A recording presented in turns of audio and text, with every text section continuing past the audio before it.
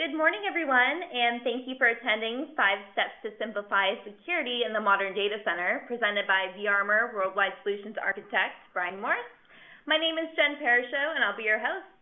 Today's webinar is brought to you by Nutanix, and we would like to thank them for inviting us to be a part of their Security Week webinar series. We ourselves are a Nutanix Elevate Alliance partner, and we look forward to sharing how vArmour extends the Nutanix security story and also simplifies security on the enterprise cloud. Today's 60-minute webinar is interactive with the viewers and the presenter. You'll notice a Q&A box to the bottom right-hand side of your screen, so please type your questions in the box and hit submit throughout the presentation. Brian will actually answer your questions live at the end of this webinar. So with that, I'd like to turn it over to Brian, and thank you so much for being here today and presenting. And with that, I'll let you take it from here. Good morning. Thank you, Jen. Good afternoon for those other folks out there on the other half of the world. I am Brian Morris. I'm an engineer here at vArmour. I'm the Worldwide Solutions Architect. I've been here at vArmour for a couple of years. As far as my background goes, I think a little bio is helpful. I've got a pretty broad range of experience, a lot of different technologies, networking, security, virtualization, a lot of data center focused stuff. And then also I've been an end user as well, so in not only healthcare environments, but also military, government, and service provider as well. I was also a consultant for a number of years, consulting across all verticals, military, government, service provider, and other types of organizations. And then also have some experience at manufacturers, both security manufacturers and here at vArmour. So today my role here at vArmour is just a Worldwide Solutions Architect, which basically means I've got a strong focus on interacting with customers and key accounts and kind of being their voice back to the organization, particularly focused on larger customers and anywhere I can really help across the organization.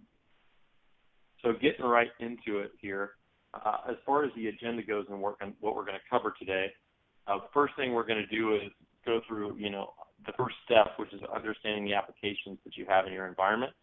Then we'll talk a bit about streamlining segmentation and how, you can go and apply policy to those applications to control and protect them. And then we'll talk about how that security that you put in place can drive transformation. And then we'll talk about how moving those controls into a different place in the network than they traditionally live can help to drive scale. And then we'll finalize things with the fifth step, which is just scaling out those independent controls with automation. And then we'll wrap with a little bit of Q&A towards the end. So when we look at sort of the state of the union today and kind of what's changed and where things are at over the last few years, so we've seen a lot of digitization inside of the data center. When we look back, 10 or 15 years, over the last 10 years or so, for the most part, we've seen data centers just completely turn over completely, right? The architectures of the networks have changed. The compute platforms have changed. We've migrated from, mostly physical to mostly virtualized. And, what we're seeing is that the security architectures haven't really kept pace with the change, the rate of change that the data centers have transformed at. So, if you look at the news, we see day in and day out that breaches continue to occur, and it seems like they're bigger and scarier every time that they happen. So today we're going to kind of talk about how we can address that and how we can simplify things. So a good place to start is just kind of level setting with what a typical data center architecture might look like. So, we've got a pretty traditional perimeter tier out here where you have perimeter firewalls and things like that, lots of different perimeter security devices. And then as you look at the data center tier, oftentimes, particularly larger customers have firewalls and security devices there as well. But as you get closer down to the actual workloads, closer to the actual assets that contain the sensitive data, there's not really much traditional security there beyond what you would see from something like antivirus and things like that. So let's talk a little bit about that, how that looks from, not only a response scenario, but also from a detection standpoint. So if we look at a traditional architecture in the scenario where an attacker gets inside, sometimes they come through the perimeter, sometimes they come through, maybe they're an insider threat, but ultimately once they get down there to that bottom tier, the level of visibility and the level of control that you have over them is extremely limited because your points of visibility and control are further upstream. So you kind of have to start to ask yourself, in this typical data center where now we virtualized it, we're still doing security the same way. We've totally transformed the architectures themselves from, not only a routing and switching standpoint, but from a compute perspective, but we haven't really changed the security architecture itself. So, what you're left with is it's difficult to detect things that are happening down here. It's difficult to respond to things that are happening down here because the controls aren't in the right place. And then it's also a problem with things like, how do I address the issue? How do I make sure that when an attacker gets in and when an attacker moves around, I can control that and I can make sure that there's not problems there. And then as we look at how the data center grows and how it scales out, as my environment gets larger and as I add more compute clusters and I add more hypervisors, how do I make sure that my environment doesn't grow faster than my security devices can handle, right? So that kind of leads us into the first step. So the first step to really understanding how to secure and how to control those environments and how to control those applications is really to get deep visibility, right? Because if you don't know what's happening in the environment, you don't know what's supposed to talk to who, you don't know what applications are running, then it's very difficult to not only detect things that are normal, but control things from a security perspective. So when we think about how we're able to secure things and where really security controls make sense to be deployed, we've always had a lot of focus out of the perimeter. Typically at the perimeter, the visibility is very, very good. We've got application layer firewalls that dig in and show lots of interesting things. So it makes it easy to see, what's happening at the perimeter. But as you get further inside the network, the visibility gets worse and worse. It starts to become difficult to understand how things are communicating. And then at the same time, it's really a challenge to really see what the risks associated with those applications and those behaviors are. So when you start to have things like anomalous behavior, it's hard to know who's accessing what, if that's what's supposed to be happening or if that's not what's supposed to be happening.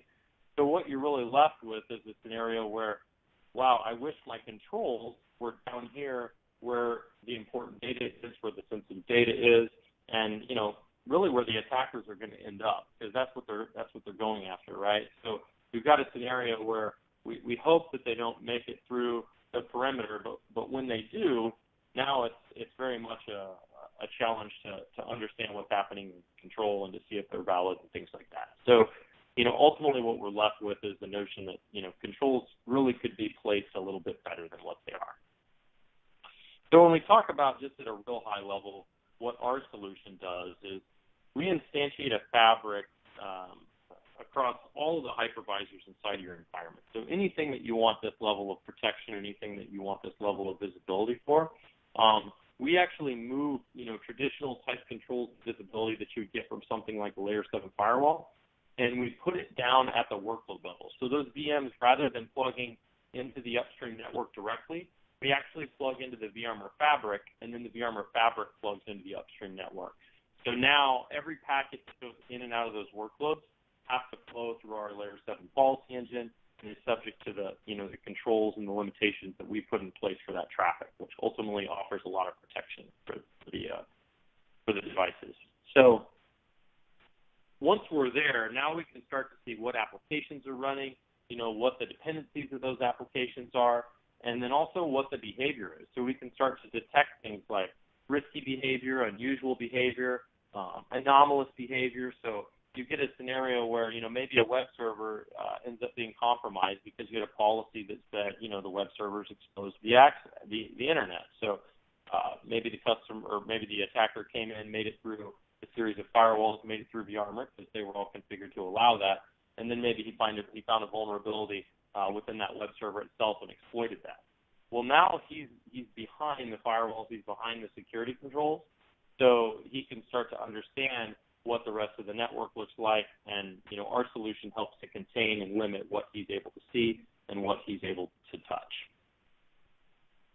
So really that first step, if we kind of look at what it is, the first step is really key because it's all about understanding what things are doing, so understanding the full communication matrix, what server talks to what server, what do the application dependency maps look like, what applications are in use, as opposed to just looking at stuff like, port numbers and things that a lot of traditional firewalls look at. It's full layer 7 visibility, so you understand what the applications are actually doing. And at the same time, you've now got tools where you can start to baseline behavior, both manually with your own analysis and with the technology built into the product itself. You can start to understand whether the activity with a given server is normal or abnormal, and then you can start to understand what your risk profile looks like for all the assets that you're protecting. So are those assets communicating with destinations that maybe make me nervous, or are they touching parts of the network that I don't want them to be touching because there could be an elevated risk by communicating with those other areas or that sort of thing. So that kind of wraps up the first step. So let's dive right into the next step. So the next step is more about control. So now that you've got the visibility, you've got the awareness, the solution's deployed, let's say in tap mode where we're able to see everything that's happening. Now it's time to start to think about how we create policy to separate different assets and to protect things from each other and from assets that get compromised or attackers that get in, those sorts of things. So there's a lot of different ways in the market that folks have approached this problem of securing traffic, at the workload level and protecting assets inside the network. I'm going to kind of walk you through some of the different approaches out there, and then I'll go back and walk you through how our solution does it. So what we've typically seen, and the most common thing over the last 10 years or so, is we really see people just continuing to stack up more security at the perimeter. So, a lot of times you're buying newer boxes, or you're buying a better box, or you're buying a smarter box, or maybe it's just a different box. So it's a different type of technology. We've seen everything from sandboxes to proxies to web filters to IPSs and IDSs to firewalls. We've seen some of these technologies collapse.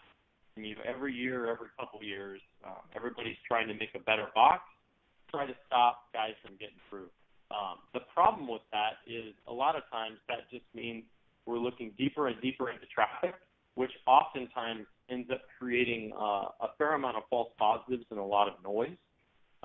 You end up with SIMs and devices like that are getting so many alerts that folks can't respond and can't make heads or tails of the incoming events and whether they're valid or invalid. So they end up being they end up in a scenario where they're really not paying a whole lot of attention to the alerts anymore. And then when the attacker is in there and they are real alerts, unfortunately folks aren't responding. Some other challenges that you see there is in terms of cost. All these boxes obviously come with a cost, both in terms of capital expenditure as well as also operating those platforms. So really when we look at this problem, it's once again, it's kind of that same thing where continuing to buy another bigger, better, smarter box out there at the perimeter isn't the way to solve the problem. What really needs to happen is the controls need to be moved to the right place. So let's talk a little bit about the next option. So the next thing that we see, I would say, very, very common out there is folks will try to leverage this layer 3 separation to force traffic to points of control, right? So since we're unable to control the traffic down here at this level, they do things like, put a firewall at the data center. They make it everyone's default gateway, so now traffic has to flow through these. But the problem is it only flows through them as it exits that segment of the network. So, let's say, for instance, this is, the PCI section or, maybe a DMZ section or, it's a dev network talking to a production network. It becomes very difficult with these types of security approaches to control traffic within the dev environment or to control traffic within the production environment. It works well for controlling traffic as it leaves one and enters another, but unless it flows up and hits this middle tier of infrastructure, it's very difficult to control that. Also, from the standpoint of, a threat scenario, since you don't have control there and since you don't have visibility there, you run into that same problem again where attacker compromises one of those assets and you don't have visibility or control inside of that subnet or VLAN or that segment of your network. So the other thing is, just from a threat surface perspective, if that attacker compromises one of those assets, now he's got full exposure to all the applications and all the services, that he can see. So, if he happens to land in the production environment, now, oftentimes all those production assets are exposed and all those services and all those servers have vulnerabilities. So you start to ask yourself, what happens when I need to scale out my environment? What happens when my hypervisors grow? Can my compute platforms keep up with that? And, the boxes that I put in place, these data centers, firewalls at the edge of my data center, can they handle the volume of compute that, I'm going to send to these boxes? So now you start to run into scenarios where, you have to understand what the scale looks like. You have to understand how they're going to grow over time so that you can size those boxes, and then hopefully you hit that mark right so you didn't buy more technology than you needed, and all those kinds of things. So it really makes it tough to scale things out, especially, if you've got an agile data center, you're scaling out on demand, all those sorts of things. And that doesn't even take into account the difficulty associated with troubleshooting those devices. So, when you put all that in place, now you've got all these different firewalls and all these different parts of the network. You try to troubleshoot a session between, one part of the network and another. You might be traversing, some of the networks we touch, as many as, 3, 4, 5, 6 firewalls that you have to go through. So let's talk a little bit about the third option, which is, pulling packet gymnastics to get traffic to boxes. So a lot of clever technologies out there and a lot of clever engineers putting those technologies to use to try to, find ways around this problem. So, we've got customers that do creative things like, private VLANs at the top of racks, where they do things like slice their network into lots of little bitty chunks like I have depicted over here off to the right. So rather than having, a subnet with a lot of hosts in it or a big VLAN with a lot of hosts into it, maybe the hundreds or thousands, they carve that down to, a very, very small number of devices. And that way the traffic has to flow up to this upstream device, this middle tier firewall, in order to control it. So that starts to become really difficult to manage, that number of subnets, that number of VLANs. It also puts a really significant load on these firewalls that live at the edge of the data center. So it's really a less than ideal approach. So let's talk a little bit about the fourth option. So the fourth option is going to be service chaining or leveraging something like SCM technology to steer traffic to boxes. So this is one that we're starting to see a lot of noise in the market about. This is a fairly new approach that has really started to become mainstream here in the last, let's say, a year or so. And, it has challenges of its own, but it also has some strength over, the previous technologies that we talked about. So one of the things that it does do well is it starts to approach the problem differently by putting those controls in a better place. So it does move those controls down closer to the workload where you really want them to be. But unfortunately, there's, proprietary hypervisor-dependent kernel hooks that are in those. You also have the scale challenges of managing the single instance firewalls that they're forwarding traffic off to. So if you look at the way these work, basically the packet hits a hypervisor, and when the packets hit the hypervisor intercepts those packets and steers those packets off to either, a big physical firewall appliance or to a bunch of virtual firewall appliances, and then that's how the traffic is then controlled. So you're kind of back to that packet gymnastics thing where you're doing things to steer traffic to places so that they can get inspected in, let's just say, unnatural ways. And, when we look at the challenges and the volume of traffic that we're talking about here, this is data center traffic. So it's not like what we typically would see out at the perimeter of the network. So at the perimeter of the network, the traffic volumes are low. When you look at the amount of bandwidth you have in your data center versus, what you have in your internet, we're talking, 1,000x or more, right? So as you look at trying to scale that into boxes that were traditionally meant for those perimeter, they struggle to handle that challenge. So oftentimes you end up with really, really big, really expensive, very powerful physical firewalls or lots and lots and lots of VMs to do that.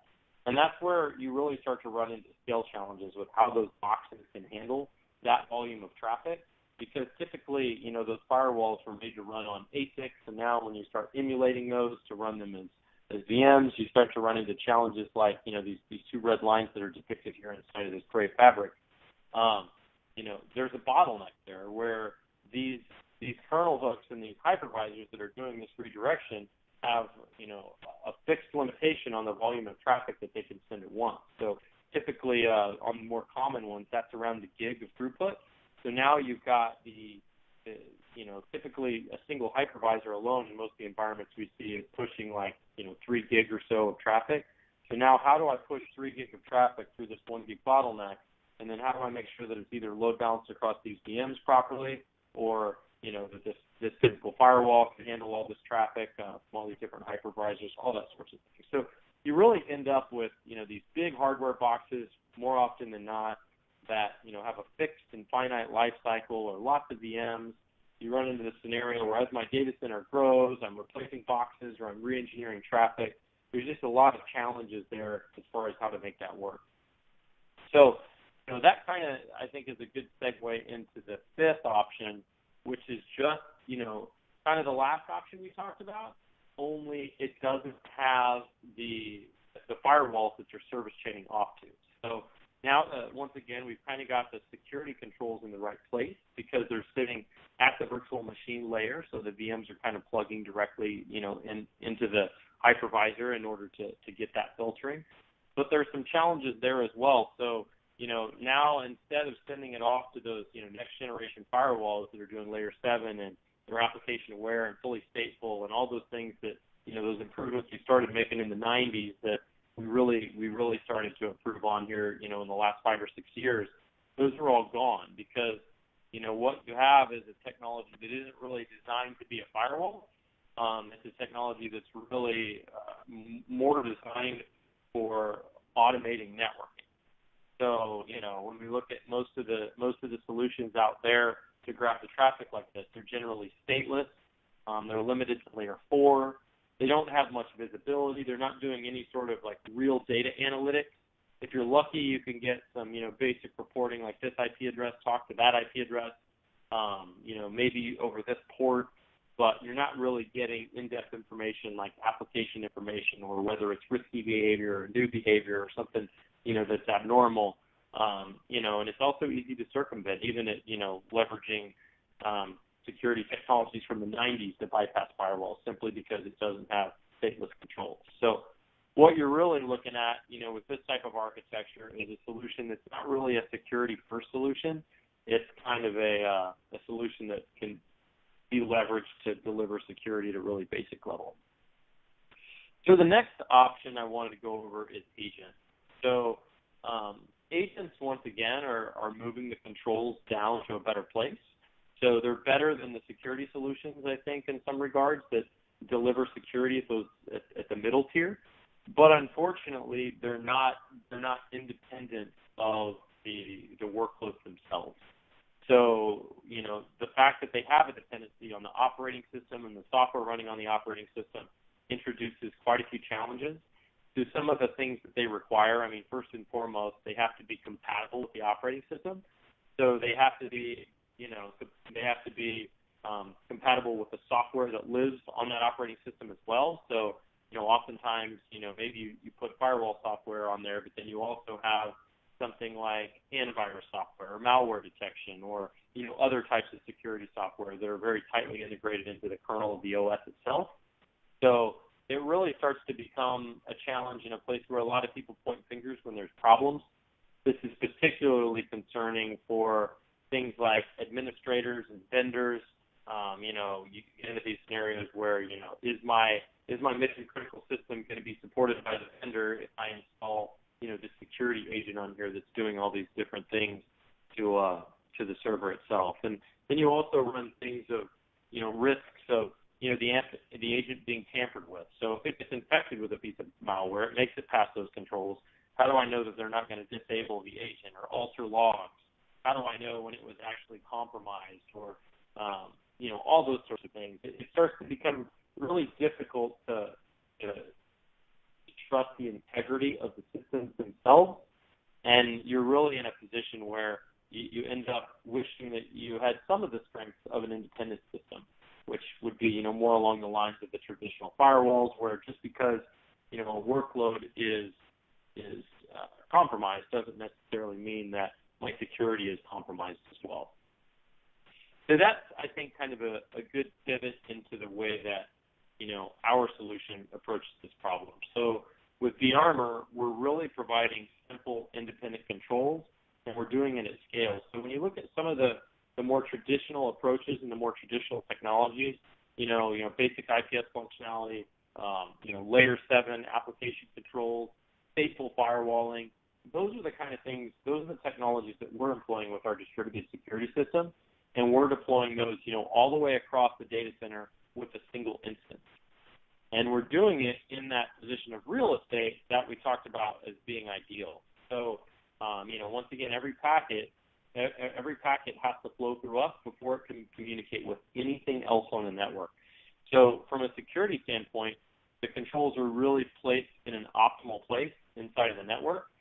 And the other thing that's really great about this versus some of the other scenarios we talked about is that the security fabric is always sized correctly. So you don't have this scenario where I have to know how many hypervisors I have, and I have to know how much traffic I'm going to have so that I know how big I'm going to buy this big box that I'm going to steer packets off to or that's going to sit at the end. It's just always the size that your compute is, because as you add more hypervisors, you stretch the fabric, and you get more firewall and you get more security. So it's much more of a scale as you grow, purchase as you grow type model, which makes it a lot easier for customers' budgets and planning cycles. It's also fully API driven and fully orchestratable. So our solution is unique in the fact that it was built from the ground up for the data center. So we don't have all the features that you would typically find in a perimeter technology, because they're not relevant to what we're doing inside of the data center. So when you think about what we're doing inside of the data center, we're really focused on east-west. We're not focused on north-south. So we don't need to do things like, look at URLs to see if they're malicious, because we don't have people surfing the web from, these servers that live in the data center. So that gives us a lot of efficiencies in terms of performance, and allows us to focus our efforts on things that are more data center-centric, like API-driven workflows, making our solution fully orchestratable so that as you provision new workloads and you bring new things online, security can be transparently delivered without somebody having to, log in and create a firewall rule to allow this new traffic. And that's a good segue into talking a bit about policy. So one thing that we put a tremendous amount of focus on is simplifying policy and approaching it from the standpoint where it's about more than just permits and denies. So rather than having a scenario where, a packet comes in and it's looked up to determine what the application is and inspected, rather than just saying that traffic is going to be permitted or denied, our solution has a very unique offering where we can also deceive that traffic. So if you look at an attack scenario and you look at the way that we can present the network to an attacker, we have a really unique opportunity, because because of where we sit, rather than just allowing the traffic or denying it, we can actually, fool the attacker as well. So, traditional honeypot type technologies have a problem of the attacker has to hit the honeypot before it shows you any value. When you look at our solution, we can do some interesting things. So if we take this VM2 that I have depicted here on the left, the red one, we've got an attacker who has compromised an internal asset, and as he tries to go out and find something of value on the network and probe the network, the first thing that he sees is this VM2. And VM2 has a couple of services running on it. It's got SSH and it's got FTP, and we fully expose those services to him. So he can interact with those services, And when he does, it's obviously a huge red flag for the owner, because now you've got a workstation or a server that's interacting with an asset on the network that isn't real. So that's a very good indicator of malicious activity versus the more traditional approaches you often see where people are just trying to do traffic inspection and things like that. So it's a good way to catch the bad guy red-handed. But the problem with this, once again, is they have to come to this VM2. So they have to be destined for that particular IP address. When you look at, let's say the VM1 scenario, with VM1 actually has a real web service running on it. So since we have this policy in between, we can actually hide VM1 from the attacker, so he doesn't even see VM1, so it's not even exposed, right? But then what we can do is we can, on that same IP address that VM1 has, we can make it look like there's an FTP service running. So we sort of solve that problem of how do we steer packets, towards the honeypot without having problems with false positives and steering them in the wrong direction.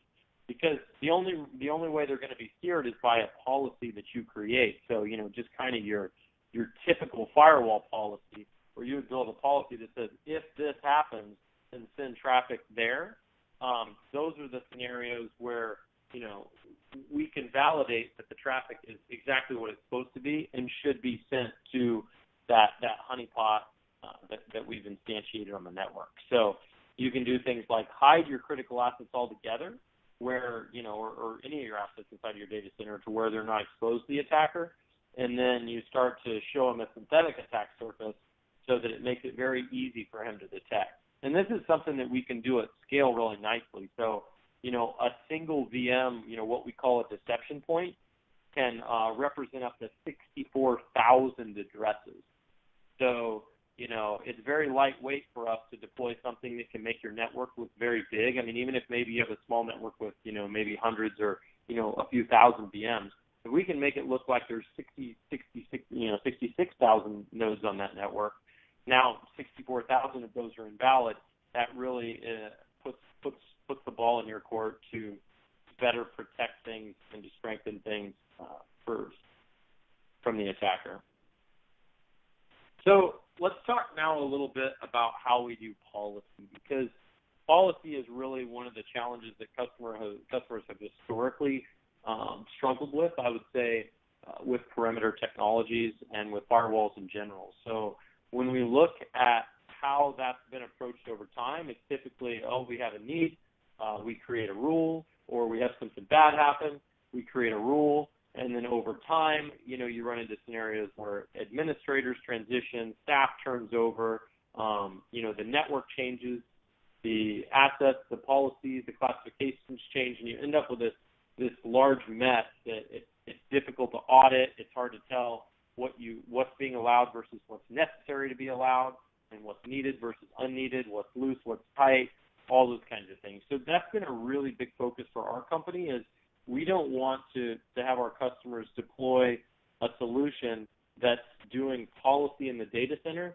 the same way policy is typically done at the perimeter or at the edge of the data center. So we've approached this by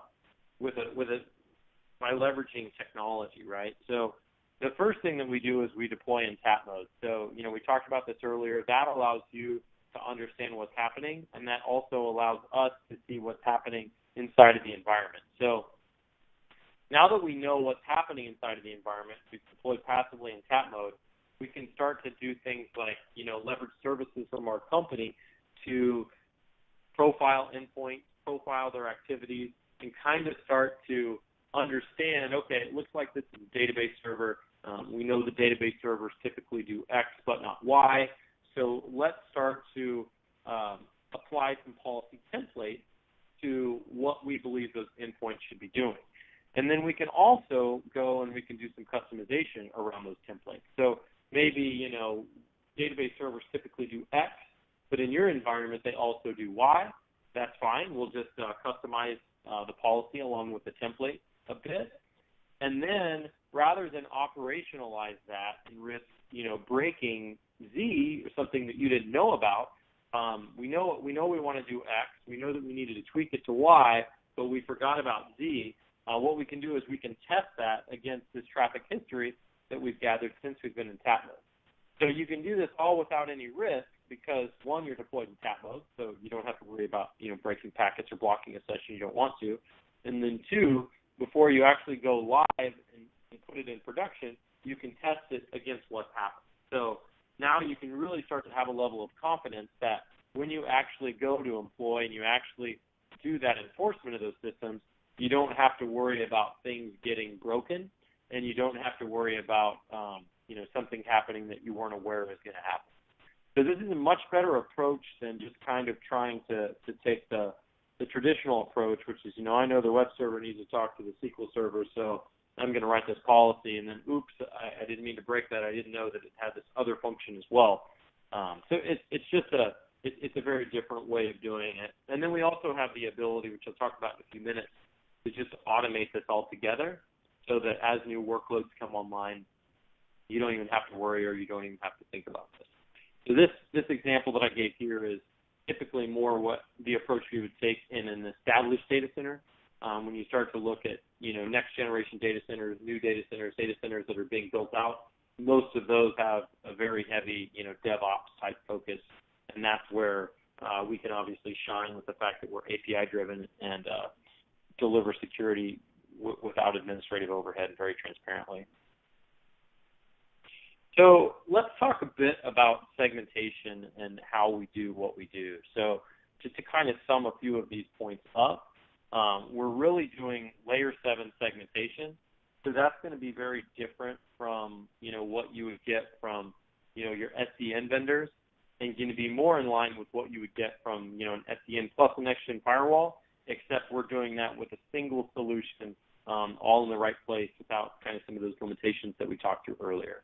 So we can do this across, virtual environments, cloud-based infrastructure. We can even do this across physical environments. Some of the other things that we're doing that are important to point out is intra-hypervisor workload-based segmentation. So, we talked earlier about we provide the ability to see inside of a subnet or inside of a VLAN.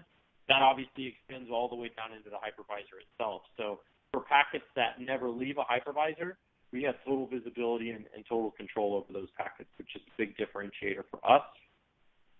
And then just to kind of walk you through, a common use case for something like this, we're able to easily provide environmental segmentation to separate something like, production from non-production. Or even if we go, a layer deeper, production from production, right? Because we're delivering it at the workload layer. Now we don't have to worry about things like VLANs and IP addresses, as security constructs and ways to do separation. So when we look at some of the things that make us unique, from a scale perspective, since we were purpose-built for the data center, we scale out really, really, really nicely. We can do, up to 100,000 workloads in a single fabric, 20 terabits of throughput. So when you compare that to something like traditional devices and how you steer traffic to them and all those sorts of things, our distributed security system starts to look really different from, some of the other players out there in the space. And then, as I said earlier, this API-driven, DevOps type model. Most of our customers, we've got customers that are, deploying us up to, 6,000 hypervisors, in a single network. And, for those customers, obviously, if they're rolling out, that many hypervisors, they don't have people manually building workloads and things like that. It's, those customers, they aren't even using our UI. They're doing everything through APIs. It's tied into other consoles where security is provisioned the same way that storage is provisioned, the same way that, CPUs and operating systems are provisioned in, Puppet Chef and all kinds of other workflows like that. And then the other thing is we're doing all this per workload at the application layer, providing that visibility and control. So it's very different from doing it upstream in the network, at the edge of the network, or at the edge of the data center. And then obviously we're doing it all without any sort of agents, right? So the fact that we're independent of the host operating system gives us a lot of the strengths that we talked about earlier in terms of, dependencies on, vendor support, compatibility with other pieces of software and security tools and all those kind of things. So ultimately you end up with something that, is a lot easier to develop policy for from a simplicity perspective, and it's also easier to maintain because instead of having a bunch of firewalls or multiple firewalls from multiple vendors and multiple firewalls that traffic's flowing through that goes east-west across the data center, you've got a single firewall. Traffic's inspected once as it goes through, and then the fabric's aware that that's the same session, so it doesn't have to be inspected by other firewalls repeatedly, and you don't have to troubleshoot those policies and build those policies and understand all those workflows in detail. It's just a simple source and destination with a firewall in the middle that you define a policy for, or that can be automated. So the next thing that I want to talk about is the second step. So the one I talked through before was really the long one. The rest of these are quite a bit quicker and quite a bit easier to go through. This one is all about streamlining segmentation policy creation and management. This is where we just talked through how we transparently insert, how we auto-discover the traffic, and how we've simplified that policy creation. So that kind of gives you a good idea of what step 2 entails. From a step 3 perspective, it's all about utilizing proper controls and placement for better security and more efficient resource utilization. So we've talked a lot about security. We've talked a lot about where the controls sit. Now we're going to focus a little bit more on how that impacts your larger data center environment. So the first thing I want to talk about is, we're going to take a Nutanix environment, for example, because that's obviously very near and dear to the folks' hearts on the call. So we're going to talk about how we can move those security controls to expand the environment. So let's say, for instance, one thing we see often is, Nutanix starts small in an account. Customers don't necessarily always adopt it all at once. It's a technology that may be different from what they're using in the past. So they start small somewhere, or they start, in a different part of their environment. So let's say, for instance, the customer decided to start within the DMZ. Maybe they've got a nice Nutanix cluster out there. They've got VMware sitting on top of that. But then they have these legacy compute clusters elsewhere in their environment. And the reason that they haven't expanded this Nutanix footprint is because that's a different part of the network. So in this part of the network, this is PII or this is PCI.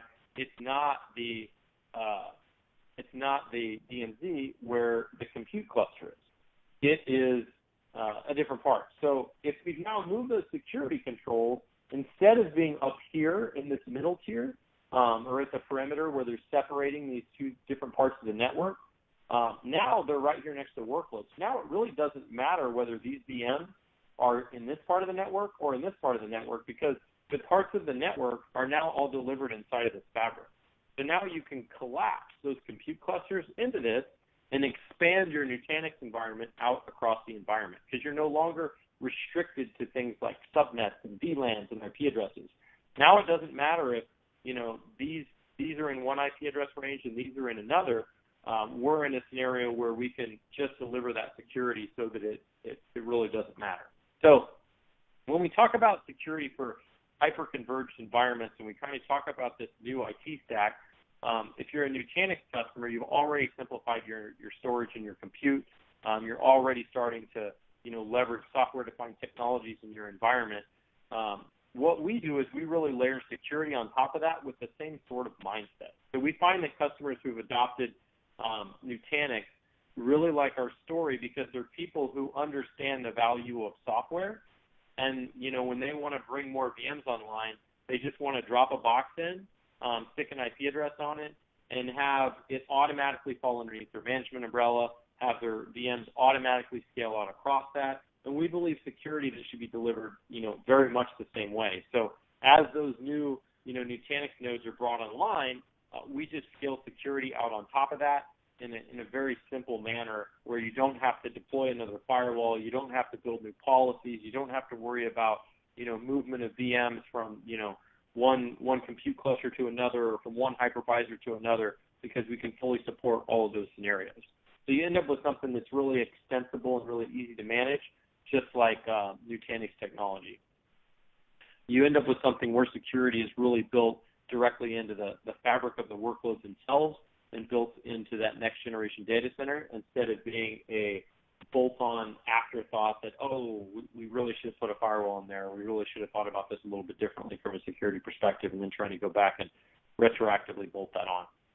So the third step to kind of summarize this, is really about, moving those security controls down to the right place so that you can sort of drive that consolidation, drive that simplicity, and expand your Nutanix environment out so that you can get all those advantages that, you bought Nutanix for in the first place in more places within your environment, and ultimately save yourself money in terms of CapEx and security OpEx, as well as the gains around the Nutanix infrastructure as well. So the fourth step is, flattening and securing your infrastructure without a network redesign. So similar to that use case that we just talked about and we just walked through, you can collapse those different parts of your network because you don't have this scenario where architectures are being driven by VLANs. The PCI network is VLAN 1 and PI is VLAN 2, and the only way I can build policy is by controlling traffic from VLAN 1 to VLAN 2, which I do up here on the network. That's really creates large threat surfaces inside of the network. It creates a lot of exposure, and it's really difficult to adapt today's security requirements to yesterday's IP addressing schemes and yesterday's VLANs.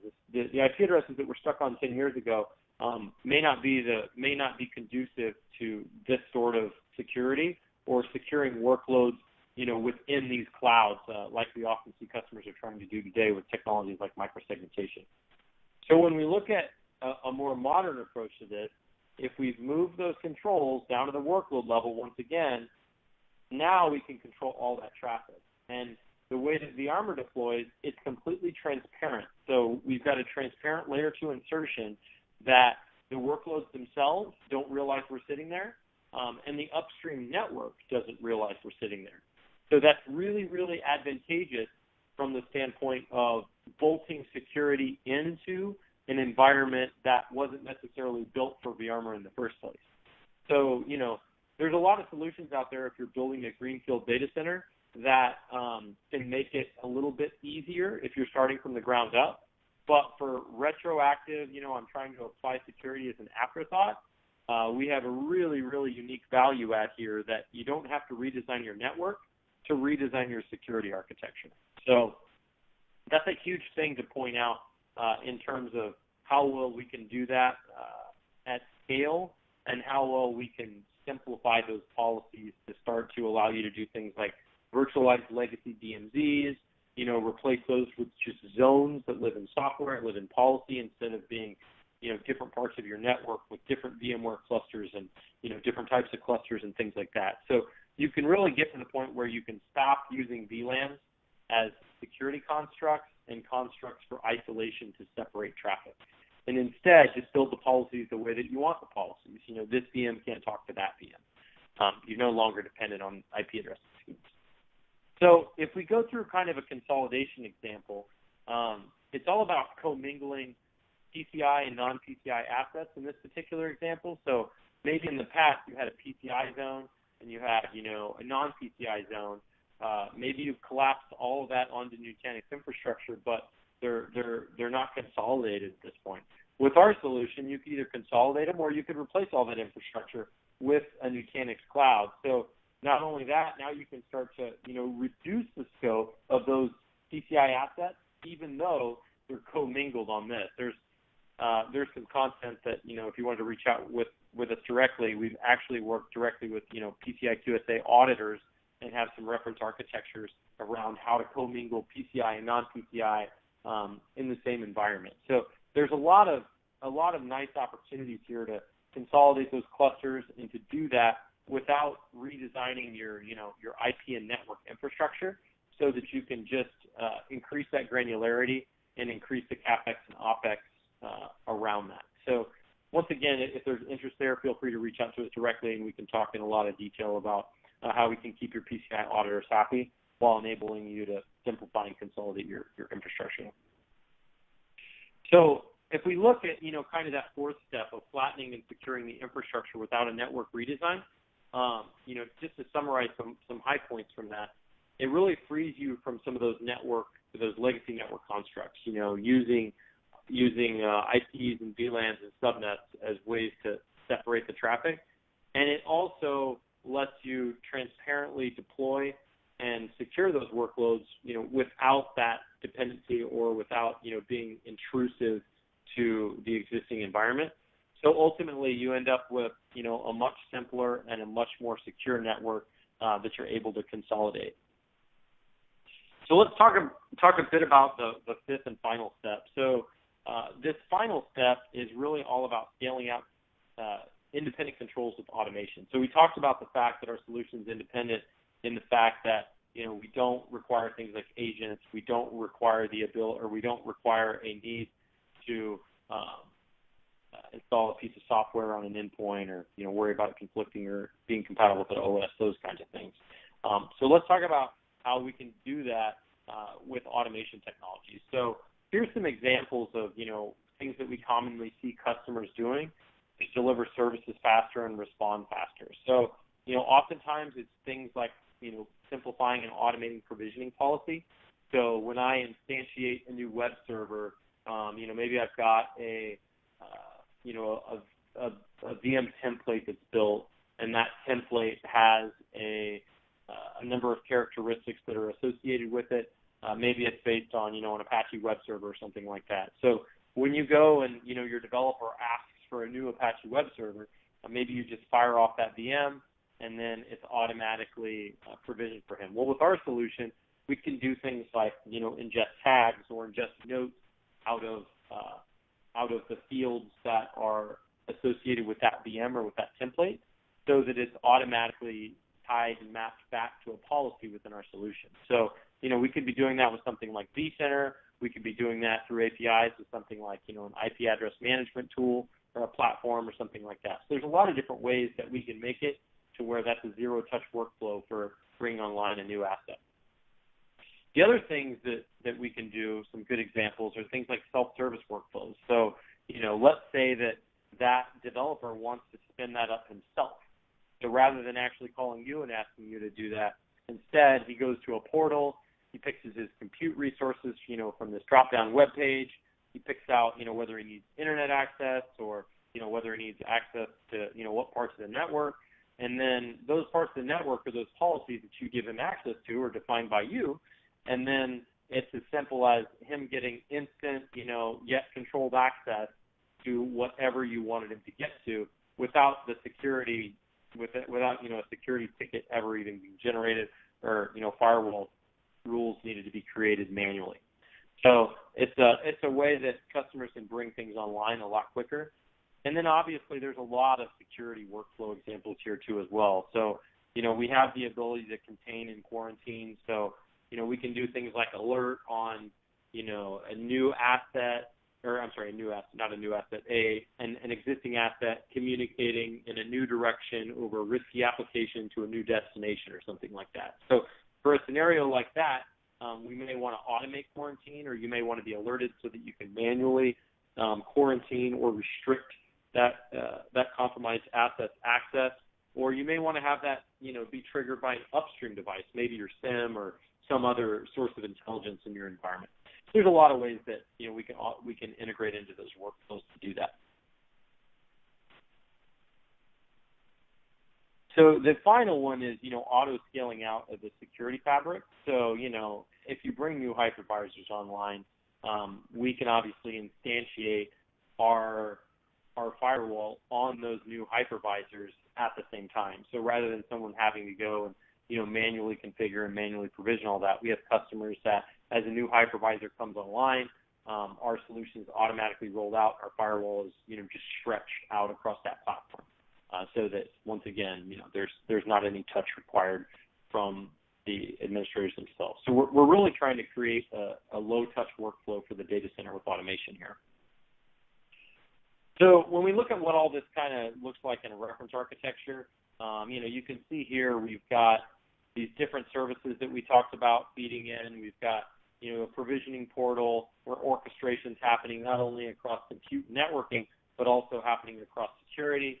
As this happens, it's all being driven through APIs, which communicate with our director platform, and then we can leverage technologies like deception to synthesize the attack surface that we show the attacker and make the network look larger and sort of solve that problem of steering packets to the honeypot. And then we also have the ability to do threat analytics to determine things that are new, so that ultimately you can get this enforcement and visibility not only between different segments of your network, but within those networks themselves, if you like. And, we can do that on top of, whatever infrastructure you have in place, like Nutanix that we have shown here. So to sort of summarize that fifth step, it's all about scaling out independent controls with automation. So, we scale extremely well, up to 100,000 workloads. We do all this with fully RESTful APIs. This can help you accelerate service delivery to your customers and really help you respond much faster while saving CapEx and OpEx dollars at the same time. So to kind of summarize the 5 steps that we talked about, the first one is really just understanding the applications that you have. The second one is, streamlining segmentation around what you want those applications to be able to do, what you want them to be able to communicate with, and how you can leverage policy to reduce the threat surface and the exposure of those assets. And then once you've done that, how security can really drive transformation of your data center so that you can start to really move to that next-gen model and start to, adopt other next-generation technologies, things like Nutanix, that are helping to save you time and money. And then the fourth step is proper control placement and how that can start to drive scale. So once you move your controls to the right place, it puts you in a position where you can scale out much quicker and you can grow much quicker with a lot less friction in that process. And then finally, how you can scale out those independent controls with automation so that as you grow quickly, it's not something that has to be handled manually. So with that, we've got just a couple minutes left to answer a few of the questions. Looks like a couple of questions that have come in.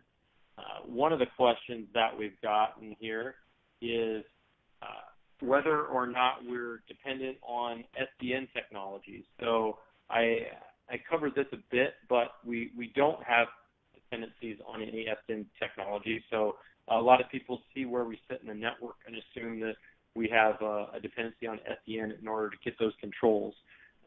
We don't have any dependency whatsoever to do that. I also have another question that came in as far as if we offer trials or demos. Absolutely. If customers are interested in, better understanding what's happening in their network, we can certainly deploy in tap mode. We can then, help you map out what's happening inside of your network, help you understand what's communicating with what, if there's threatening scenarios occurring, or help you understand what that threat surface looks like in your environment. And then obviously if you're interested in, going fully in line and testing policy controls and things like that, we'd be happy to work with you on doing a deployment. It's pretty easy to deploy. One of the other questions I got was just popped in was how long does it take to deploy? We can actually deploy in tap mode in less than an hour. So it's very quick and easy to deploy in the environment. And then for customers that want to go in line, it's just a couple of clicks, 3 clicks in the UI to switch that to inline. So it's a pretty easy demo to product, or a pretty easy product to demo. There's not any hardware required, boxes that needs to be shipped or anything like that. The fact that it's all software makes it super interesting, or makes it super easy to do that. Other than that, I don't have any other questions. The only other things I have in here are I've got a couple of positive comments. So thank you for the positive comments. I hope everyone enjoyed the presentation. And if you have any questions, please reach out directly to vArmour. You can find us at www.vArmour.com. We do spell that VAMOUR, just to be aware. And we hope to hear from you soon. Thanks for your time today.